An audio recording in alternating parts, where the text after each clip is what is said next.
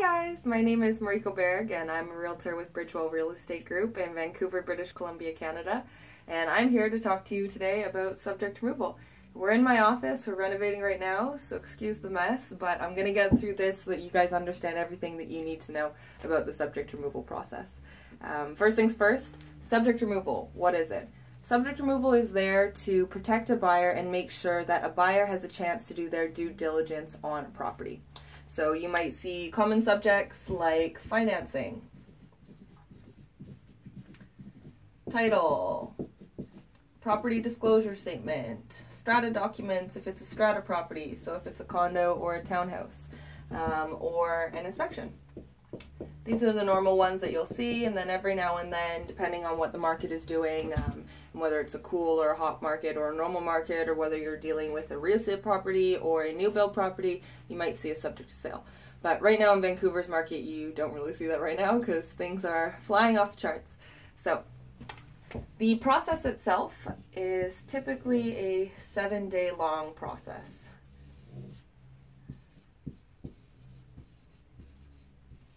So what does this mean? This means that you have 7 days to basically go through financing, make sure you can get financing approved. Go through the title search, make sure that the owners are the actual owners of the property and see if there's any pending charges or registered charges on the land. Look at the property disclosure statement, see what the sellers disclosed about the property and the history of the property. Has there been any history of infestation, leaks, things like that. Strata documents, what's going on with the strata? Is there a good contingency reserve fund? Has there been any history of leaking? Do you have a depreciation report? What is the age of the roof? All of those important questions, usually you can find those in the strata documents and just get a history of the building itself. And then of course the inspection is there to make sure that you have an extremely good understanding of the current state of the property, what's working, what's not, and what you're going to need to maintain down the road. So again, in a normal market, when you're dealing with subject removal, you're going to be dealing with 7 days. Now this is if you have full subjects. Let's say you just have a subject to inspection. Well, to get that subject to inspection removed, you might only need a couple days, depending on the schedule that you've worked out with the inspector. So it's all negotiable, and we've seen everything from subject free to a 2-week long subject removal process. But we're just going to talk about the norm today, and that's 7 days long. So to give you an example, let's say Monday you get an accepted offer. Congratulations.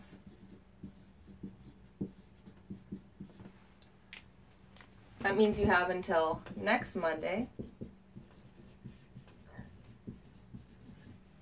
to do all your due diligence and essentially remove subjects by next Monday if you choose to remove subjects.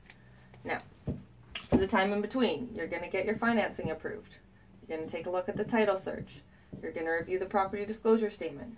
You're going to review the strata documents. And you're going to get an inspection. This 7 days is when you have time to do all of that. Now, the reason why I've left the inspection for last is because the inspection is the only part of this process it's really going to cost you any major bucks. You don't want to do the inspection first and then look at the property disclosure statement midweek, realize you don't like what's on the property disclosure statement, and then you just wasted $300 or $500 or $800 depending on the size of your property and how much it cost you. So leave the inspection till last. Usually the reports will take about a 24-hour turnaround time, so you want to give yourself at least 2 days before the subject removal date is up to get your inspection done.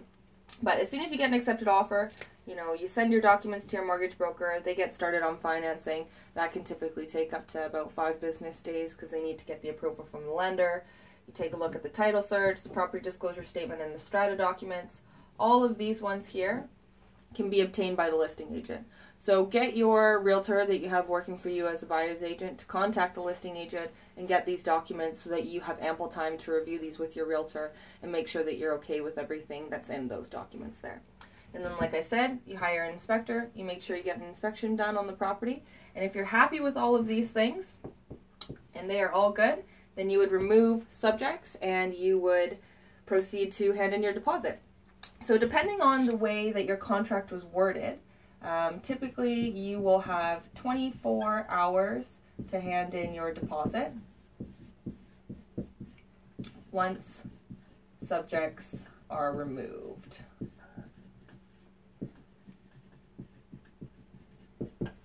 So What that means is that if you had an accepted offer on Monday, you had 7 days following Monday to remove subjects, you decide to remove subjects, and then within 24 hours of subject removal, you owe the deposit. So that means by Tuesday, you have to owe the deposit, usually by form of bank draft in trust to your realtor's brokerage, so the buyer's agent's brokerage.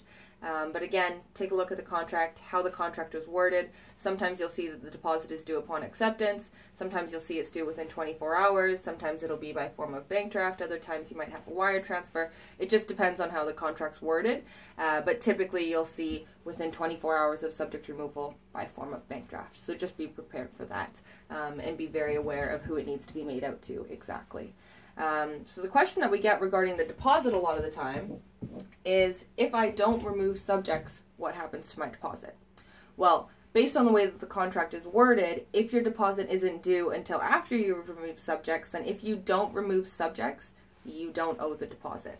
So diving into that a little bit deeper, let's say that you are looking at the property disclosure statement on Wednesday, the Wednesday before subject removal, and you're not happy with it.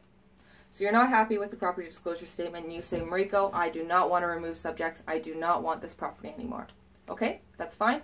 You tell the listing agent that you're not removing subjects and you haven't handed your deposit in yet because, again, your deposit isn't done until after subject removal. So you haven't lost any money, no harm, no foul. You move on to finding the next property.